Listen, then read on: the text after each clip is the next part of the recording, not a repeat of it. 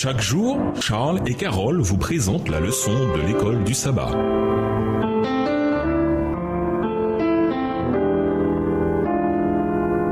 Bienvenue dans votre émission Dieu nous parle. Voilà la leçon de mardi, craindre Dieu et lui donner gloire. Après avoir parlé de la proclamation de l'évangile éternel au monde entier, le message du premier ange amplifie ensuite ce message.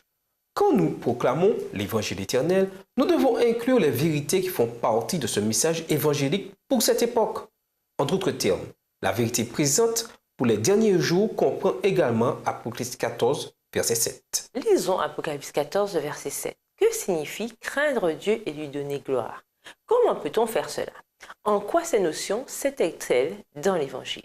Apocalypse 14, verset 7, il disait d'une voix forte, « Craignez Dieu et donnez-lui gloire, car l'heure de son jugement est venue, et adorez celui qui a fait le ciel et la terre et la mer et les sources d'eau. » Craindre Dieu et lui donner gloire ne sont pas des notions indépendantes l'une de l'autre.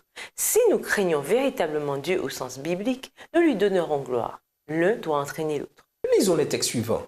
En quoi nous permettent-ils de comprendre ce que signifie craindre Dieu, ainsi que le rapport avec le fait de lui rendre gloire?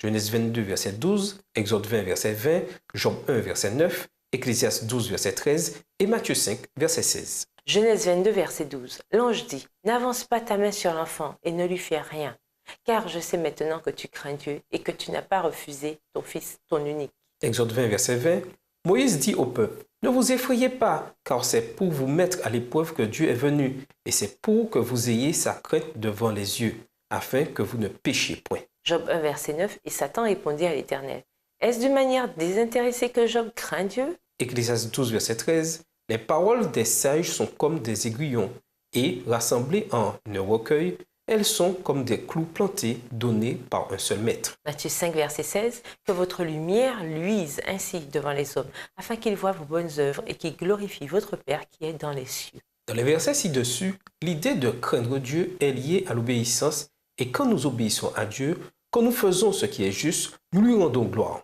On dit souvent que craindre Dieu, c'est le redouter et le révérer. Mais cela va plus loin.